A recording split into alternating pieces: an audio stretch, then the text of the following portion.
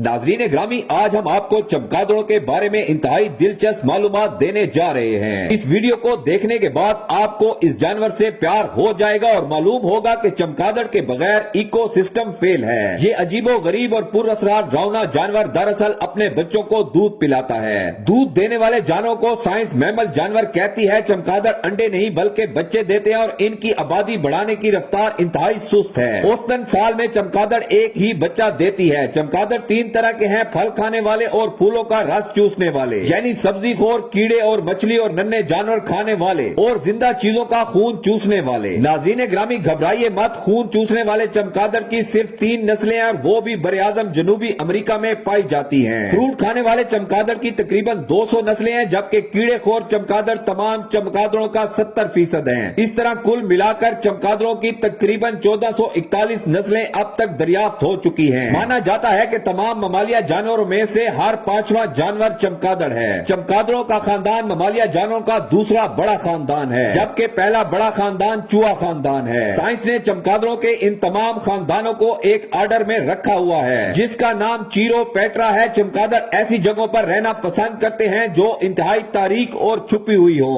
और जहाँ रोशनी कम आती हो, इसलिए ये गारों, पुलों के नीचे, सुराखों और घरों की छतों के सुराखों में रहते हैं। बहुत सारे चमगादड़ खुसूसन फल नोश दरख्तों से लटक कर काम चलाते हैं। यूं तो ये टिपिकल यानी जमीन के दरमियानी इलाकों के खुसूसी जानवर हैं, लेकिन सारी दुनिया में इनकी नस्लें आबाद हैं। इनकी पाकिस्तान में नस्लें 52 बताई जाती हैं। ये इंतहाई सर्द और बर्फानी इलाकों में नहीं रहते। फ्रूट खाने वाले चमगादड़ दरअसल सबसे बड़ी नस्ल के चमगादड़ हैं और ये जितने बड़े और देखने में खतरनाक हैं, इतना ही ये इंसानों से दूर भागते हैं। दरअसल इन्हें सिर्फ फ्रूट खाने से गर्ज है। कहते हैं कि चमगादड़ों को मार डाले तो दुनिया से चॉकलेट भी खत्म हो जाएगी। जी हाँ, आपने बिल्कुल सही सुना। चॉकलेट दरअसल एक फल कोकोआ के बीज से बनती है। इस दरख्त की फूलों को फ्रूट चमगादड़ पोलिनेट करते हैं, क्योंकि इन सब दरख्तों की फूलों की पोलिनेशन फ्रूट चमगादड़ों पर मुनसर होती है। खून चूसने वाले चमगादड़, ये चमगादड़ दरअसल घरेलू मवेशियों का खून चूसते हैं। इंसानों का खून चूसना इनके मेन्यू में नहीं होता। यहाँ तक कि कोई मवेशी के साथ ही क्यों ना सो जाए, इनका मुंह, जबान और मैदा खुसूसन इस काम के लिए नहीं होता। ये अगर सोए हुए जानवर से घंटों खून चूसते रहे तो इसे बिल्कुल भी पता नहीं चलेगा। ये करते क्या है कि जिल्द पे इंतहाई बारीक कट लगाते हैं, जहाँ से खून रचना शुरू हो जाता है। ऊपर ये अपनी जबान रख लेते हैं। जबान में लंबे लंबे पाइप जैसे छोटे गड़े बने होते हैं, जो खून ऊपर की जानिब खींच लेते हैं। साथ में इसे पता है कि खून में मौजूद प्लेटलेट्स की वजह से जख्म फटाफट भर जाता है, तो ये अपना थूक जख्म में शामिल करता रहता है ताकि खून पतला रहे। इसका मैदा खून से सिर्फ सुर्ख ब्लड सेल्स ही हजम करता है और बाकी मवाद बाहर निकाल देता है। लेकिन फिर भी घबराने की कोई जरूरत नहीं, क्योंकि ऐसे चमगादड़ सिर्फ बरे-आज़म जनूबी अमेरिका में ही पाए जाते हैं। कीड़े मकोड़े और नन्हे जानवर खाने वाला चमगादड़ दरअसल ये असली चमगादड़ है जो हमें सरेआम नजर आता है। इनकी सबसे ज्यादा नस्लें दुनिया भर में आबाद हैं। ये कीड़े खाता है और बेशुमार खाता है, इतने के एक आम चमगादड़ 600 से 1000 मच्छर एक घंटे में चट कर जाता है। अगर ये सारी रात उड़ता रहे तो सोचिए कि ये कितने खाएगा।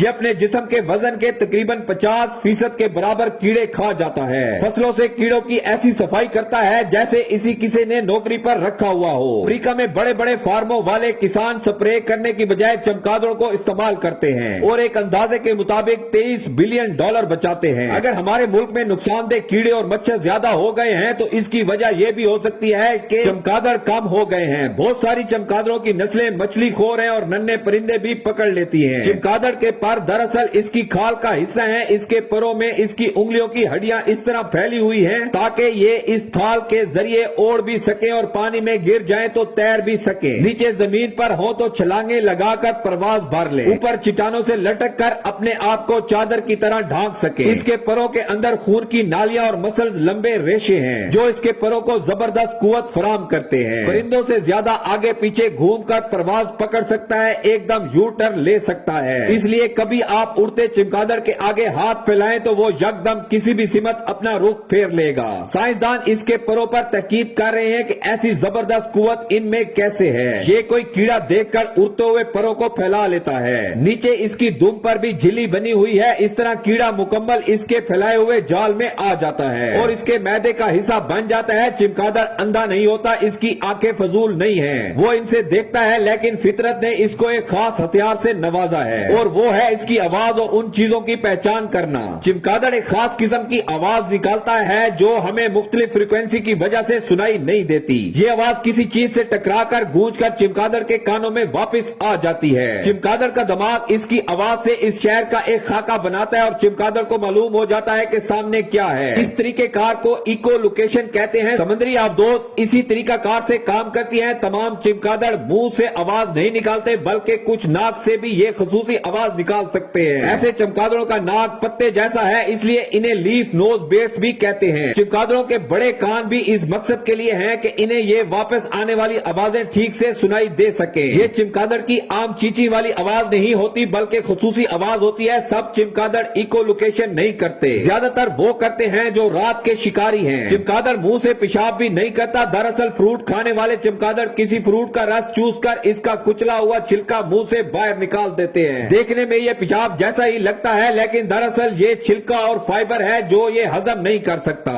چمگادڑ باقاعدہ مینگنیاں کرتا ہے۔ یہ دنیا کے بہترین فرٹیلائزر ہیں، اس لیے جزیرہ نما ایشیائی ممالک انڈونیشیا، فلپائن وغیرہ میں اس کو غاروں سے اکٹھا کر کے بوریوں میں بند کر کے بازاروں میں بیچا جاتا ہے اور یہ کروڑوں ڈالرز کا بزنس ہے۔ گوانوں میں نائٹروجن، فاسفیٹ اور پوٹاشیم کی زبردست مقدار موجود ہوتی ہے جس کی پودے کو ضرورت ہوتی ہے، اس لیے چمگادڑ بہت دور دور تک اڑ سکتے ہیں اور اڑتے اڑتے جب یہ درختوں اور پودوں پر پیشاب کرتے ہیں تو اس قدرتی کھاد کو نباتات میں شامل کر ان کی زرخیزی میں زبردست اضافہ کرتے ہیں۔ ان کا میدا پھل کھا کر بیج ہضم نہیں کرتا، چنانچہ وہ بھی اس کھاد میں شامل ہو کر زمین پر گرتا ہے اور جنگلات میں اضافہ کرتا ہے، یعنی پھل نوش چمگادڑ جنگلات میں اضافہ کرتے ہیں اور کیڑے خور ان سے کیڑے کھا کر درختوں کی صحت بحال رکھتے ہیں۔ اب سوال یہ ہے کہ کیا کرونا چمگادڑ نے پھیلایا؟ کرونا وائرس کے پورے خاندان ہے اور یہ بہت سارے جانوروں میں بستا ہے۔ چمگادڑ کا سوپ اس بیماری کا سبب بنا یہ ثابت نہیں، لیکن چین میں جس مارکیٹ میں چمگادڑ کا گوشت دکھتا ہے وہاں سے یہ وبا ضرور پھیلی ہے۔ کئی سالوں پہلے افریقی ملک گانگو میں ابولیا بیماری پھیلی جس کا قصوروار چمگادڑ کو ٹھہرایا جاتا رہا، تاہم کوئی ٹھوس ثبوت نہ مل سکے۔ خیر یہ بات کہ جن منڈیوں میں چمگادڑ کا گوشت دکھتا ہے وہاں سے وائرس کیوں پیدا ہوا، یہ بات تو طے ہے کہ چمگادڑ کا میدا بہت سارے وائرس ہضم نہیں کر پاتا اور وہ اس کے جسم کے اندر ہی رہ جاتے ہیں۔ گوشت سے وائرس کی انسانوں میں منتقلی کی ایک وجہ یہ بھی ہوتی ہے کہ جب وہ ٹھیک پکا ہوا نہ اور کچا رہ جائے۔ ایشیا کے ممالک جہاں ایک جیسی شکلوں کے لوگ رہتے ہیں مثلا چین اور افریقی ممالک، وہاں چمگادڑوں کا گوشت بڑے پیمانے پر بکتا ہے۔ چمگادڑوں کے بارے میں مشہور ہے کہ ان سے کتے والی بیماری ریبیز بھی پھیلتی ہے۔ پہلی بات کہ چمگادڑ انسان سے انتہائی دور بھاگتا ہے اور کاٹنے کی شرح 1% سے بھی کم ہے۔ دوسرا اگر وہ کاٹ بھی لے تو ریبیز کی بیماری ہونے کے چانس 1% سے بھی کم ہے۔ دنیا میں 99% ریبیز بیماری کتے کے کاٹنے سے ہوتی ہے اور یہ بیماری انتہائی کم لوگوں کو ہوتی ہے۔ اسے نہ تو